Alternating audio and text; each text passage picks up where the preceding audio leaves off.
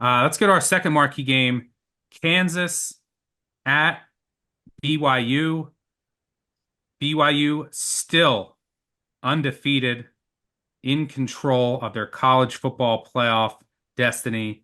This game will pit the get line sitting around 2.5, total 56.5. This will be the late night game, 10:15 Eastern on ESPN. I played Kansas. I like it. Anything three or better. I think they win I the game. My one concern for Kansas is, I mean, this team is rolling right now. And this match is you're matching arguably the unluckiest team in the country in Kansas and arguably the luckiest in BYU. I mean, BYU should have lost at home to Utah and Oklahoma State. Two teams that might not make a bowl. I mean, Oklahoma State's not, Utah might not. Talk about them in a bit.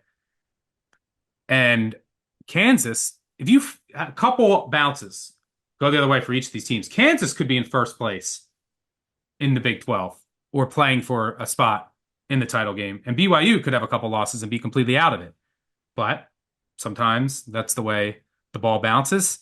Look, my one concern for Kansas here, I mean, their offense is rolling, absolutely rolling out of the bye. Daniels is playing at like a Heisman level. That offense is right now is just unstoppable. And what can BYU not stop? The run game and mobile quarterbacks. We saw that with Ollie Gordon and Garrett Rangel.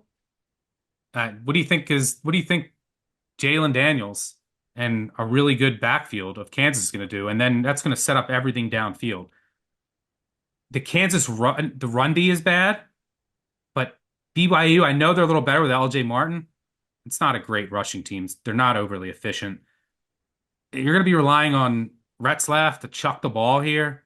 He's been getting lucky. The turnovers are going to come. I mean, even the fumbles last week, two fumbles fall right back into his hands.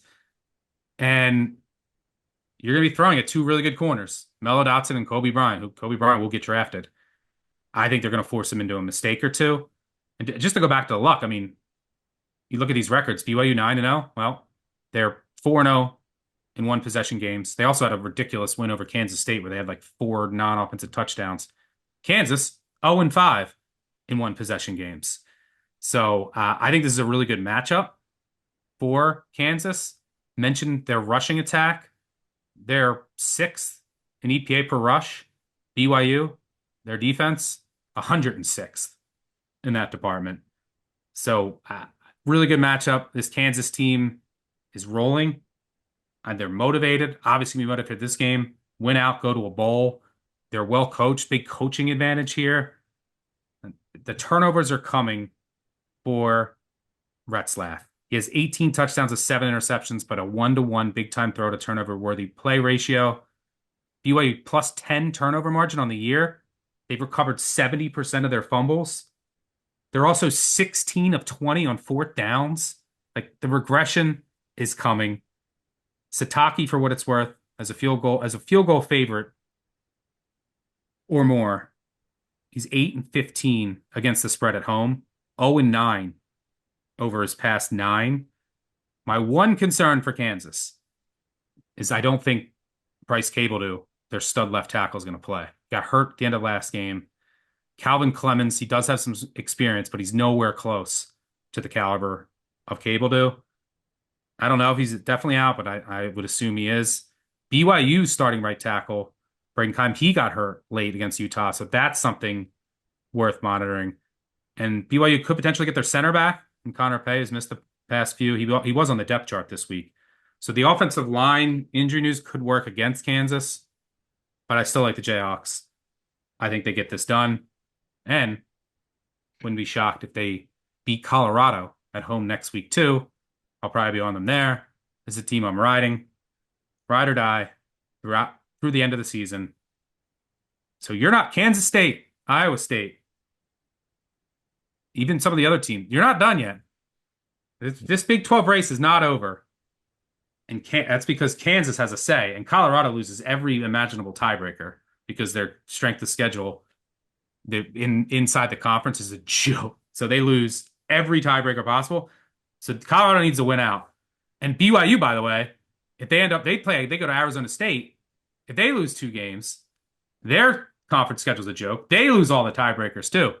There's a world where if Kansas keeps rolling, Scattaboo goes off against BYU. We know they can't defend the run. That game's at in Tempe, right? Mm-hmm.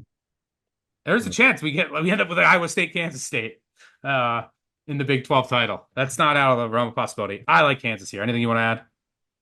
Yeah, I agree with you on all the points. I listen. I think first of all, I think the game should be a pick. The Yeah, Big I'm at 12, like one.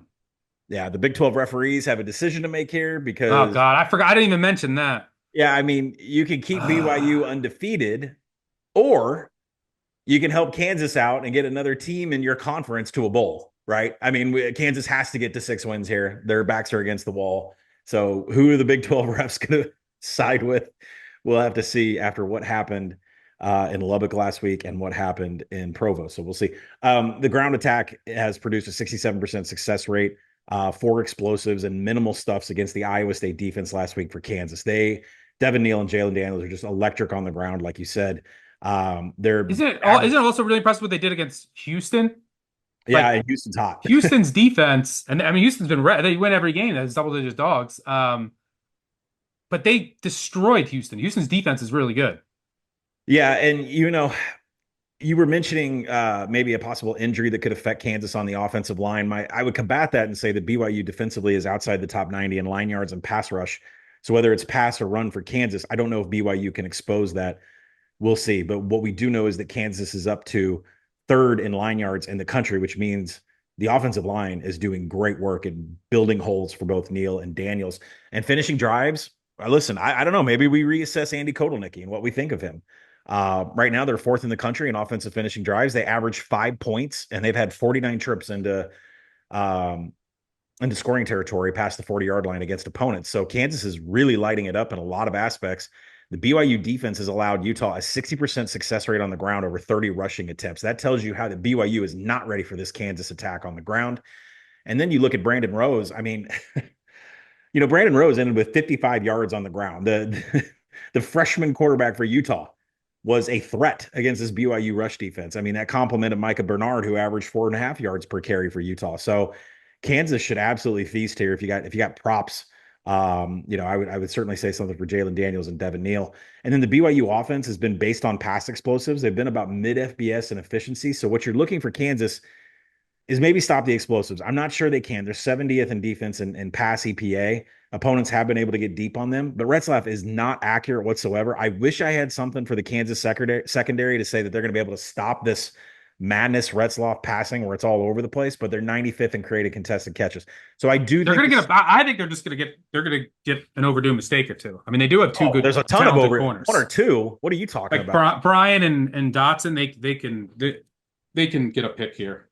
Yeah. Kobe Bryant I pick 6, calling it. If we don't, then BYU in their first bowl game is going to have 17 turnovers. It's coming. I don't know when it's coming, but it's coming. I agree with you, Kansas. I do think there's a little bit of voodoo still in play because Kansas secondary is not showing the numbers to create contested catches, but we're on Kansas all the way here. Retzlaff, fine. He makes his own contested catches. Like that's the all right. All right. So you're first half under. I like Georgia. We both like Kansas. In an ideal world, actually no, because I want Iowa State to get the Big 12 title, even though I don't think they can win. But in an ideal world, we keep this BYU charade going. And this is the luckiest versus unluckiest team. So BYU probably wins by 1 on like a walk-off Hail Mary.